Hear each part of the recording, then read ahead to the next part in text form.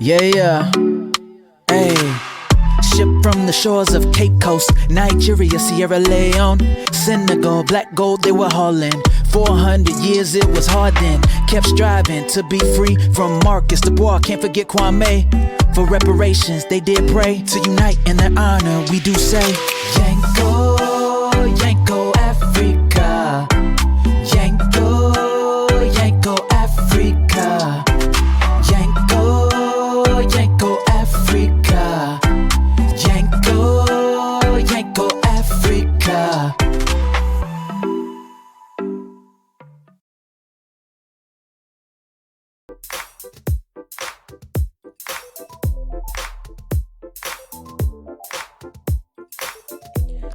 Welcome to Yanko Africa. My name is Ama. I want to thank you for tuning in on today. And if you are a subscriber to this channel and you're listening to us on YouTube, I should say, thank you very much for taking the time to subscribe. I appreciate you. If you haven't subscribed yet, check out the channel. See if the shares that we're uploading are shares that you'd like to, see on a regular basis, and other topics that you'd like to learn about. And also share on, because we're learning from each other, okay? And so if so, go ahead and click that subscription button along with the notification bell so that you are notified each and every time we upload a share. All right, guys, so I hope to upload at least 2 shares today. One is going to be a rental property for those of you who are looking for rental properties. This is going to be a good property for you, okay? And I'll explain it once I get it up. So just stay tuned for that. And today I am going to go ahead and get into this subject concerning land. And I think it's very important for me to share on this because, guys, I am basically cringing when I see how some of you are purchasing land without following some of the basic steps, okay? That's going to save you time and heartache in the future, okay? So here are 12 tips on things that you must do, or that I really highly recommend. In fact, it's imperative that you do before you give anyone money for land or a house, or before you even receive free land, okay? Because this includes free land. So the video I have playing in the background is just going to be of me riding around looking at some property and so on and so forth, okay? All right, but I want you guys to listen to the end. Please listen to the end because each point is very important. And if you are a person who's also going to be receiving free land, you want to listen to the end as well, okay? Because there are some things that I'm seeing online that you guys may not recognize because you're not used to seeing them, even if you've been in Ghana or you're not working in this industry, so you don't know what to look for. And not to say that you're ignorant, but you don't know what you're seeing when you're seeing something, okay? Sometimes, all right? Please, I hope that comes off clearly, and I'm going to explain that later, okay? It can look one way to the American eye, but to those who are experienced, we recognize that no, this is not that, this is something else, okay? That's all I'm saying. I'm not insulting you. So let's get started. All right, so the first thing we're going to say is do not purchase land or have, or a home without seeing the land, okay? Without seeing the land or seeing the home, all right?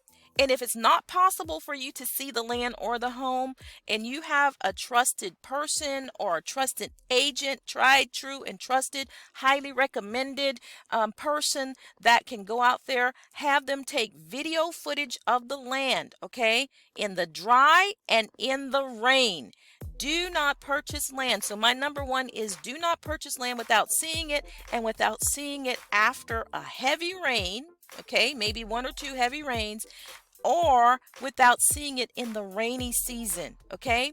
Because that's so important. It's imperative because you don't want to end up purchasing land that's waterlogged or land that's in a marsh area, and you really can't tell it's in a marsh area until the water starts coming, and land that has runoff issues, okay? So you don't want to have that problem at all, okay? So number one, do not purchase land without seeing it or seeing it in the rainy season, okay? All right, second, do not purchase land, okay, if the owner or the seller of that land does not present you with a site plan, okay? So for those of us in the U.S. or other places, a site plan is basically a plat, okay? And a plat is in an architectural sketch or a sketch of the different plots within a certain area, okay, or upon a certain track, and how it's divided and so on and so forth. And that site plan should include the coordinates for the plot that you're looking for, but that's okay. You're going to do your own number 3, which is get your own qualified survey.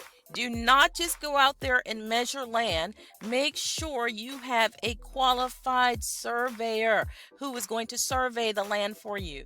Now, there are 2 types of surveys that you can get, but make sure, even if you get the lesser survey initially, okay, I would recommend going and get the full survey. But if you get the lesser cost survey initially, and I'll cover these things, guys, let me just say this. I am putting together a workbook, not just an ebook, but a workbook, so that you can take notes and so that you can have copies of some of these examples of what a plat looks like, or a site plan, a copy of what, the yellow card is going to look like. And you say, what's the yellow card? Are we playing soccer? All of these things you need to know when you are purchasing land in Ghana specifically. This is what I'm speaking about, but Africa as a whole. Okay. All right. So look forward to that workbook that's going to be coming out. I'll also have it available in an ebook form as well. Okay.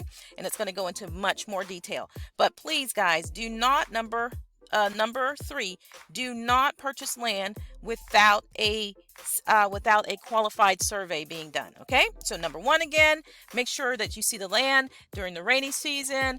Get video footage or pictures, or seeing the land yourself. If you can't, make sure you have a qualified, trusted, competent person who can go out there and take video footage of it for you, take pictures of it after a heavy rain, during a heavy rain if possible, and also make sure, number 2, that the land has a plat, or site plan. Okay, so we call it plat in the West, they call it a site plan in the East. Okay, and number 3, do not purchase land without a survey. Okay, now number 4, you're going to take the coordinates that you got from your survey. Okay, you're going to take your coordinates down to the Land Commission, and you want to make sure that the coordinates for the plot that they are selling you, or the tract of land that they're selling you, you want to make sure that it matches what's listed at the Land Commission.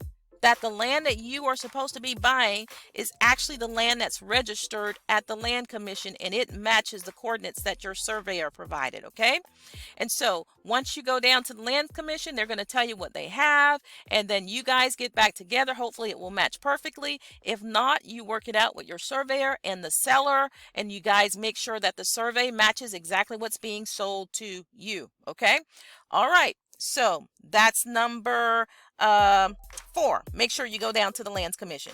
All right, and now we also want to make sure, while you're at the Lands Commission, for number 4, make sure the name on the site plan of the seller also matches the name that's registered at the Lands Commission. And you want to go to the Lands Commission within the district where the land is being sold. If you are in the Eastern region, Central region, you're going to go to those districts within that region. If you're purchasing land in the Volta, you're not going to come to Accra. You're going to go to the district office in the Volta region and search and make sure that that land is registered there.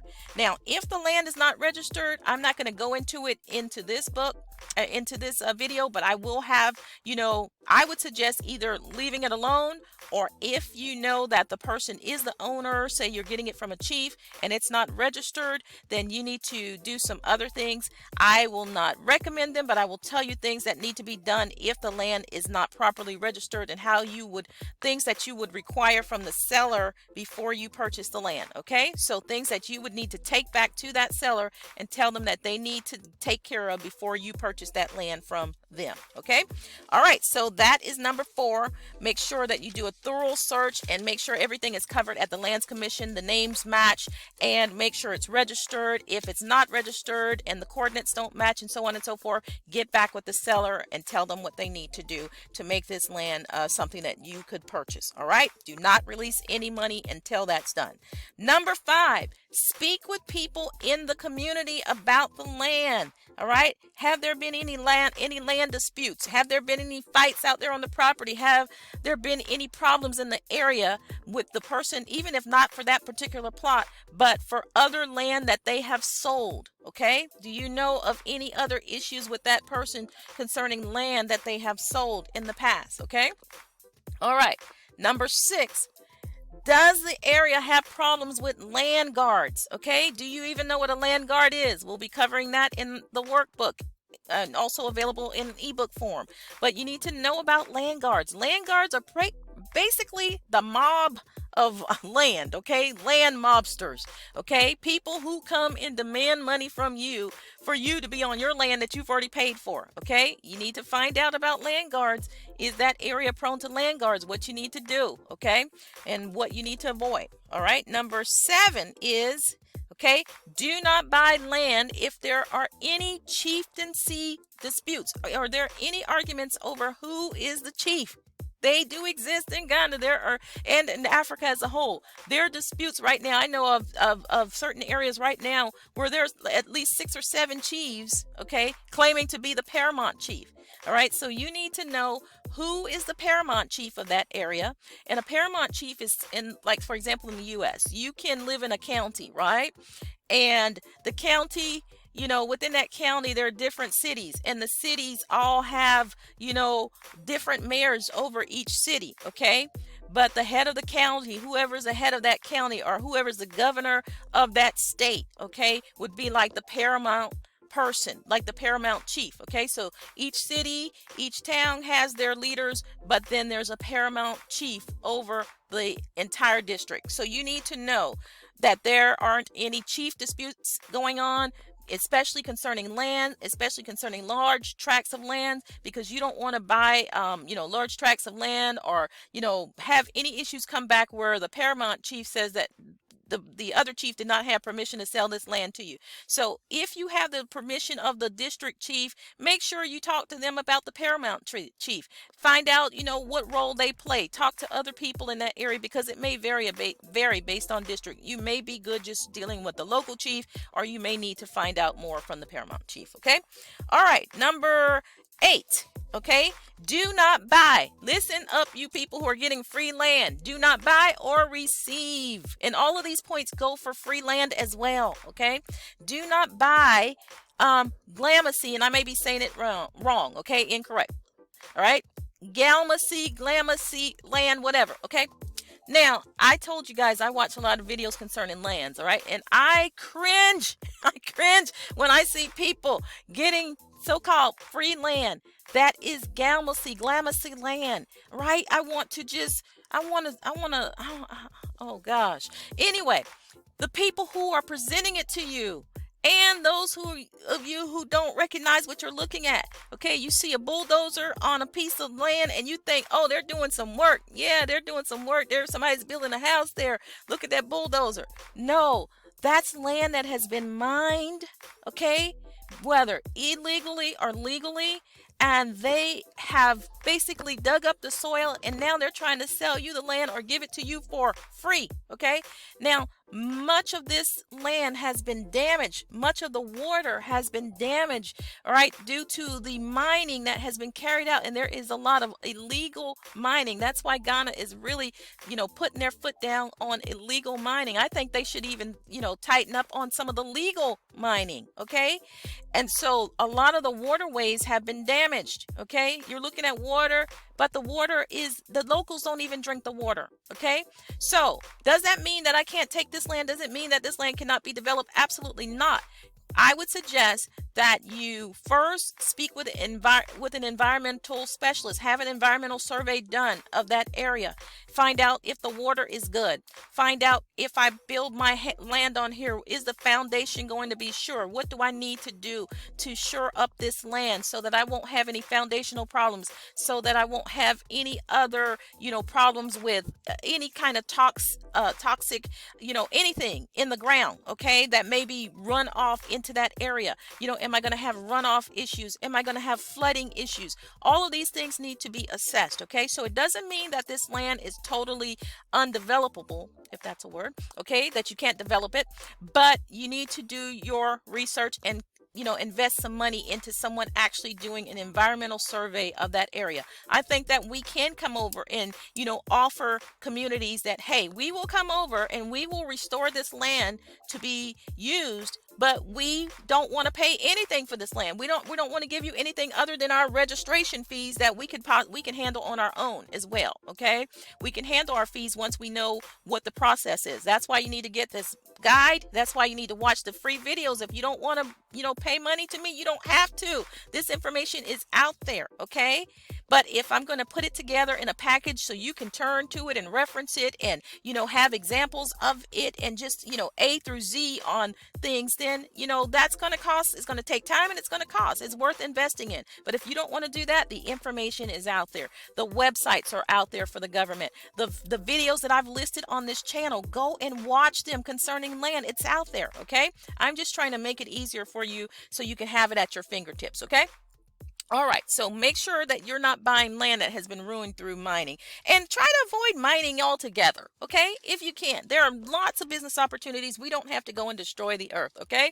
All right, number 9, okay? Find out what types of structures are going to be placed on the land, okay? You don't even have to come out and say what you want. Just kind of ask a question. So, can you tell me, are houses on these other plots, who's buying them? What are you going to allow? Are you going to allow, people to have, farm animals out here? Because you may not want to be next to a pig farm. Okay, you may not want to be next to someone raising chickens. You may not want to be next to someone who plans to build an apartment community. All right, so just kind of ask the question.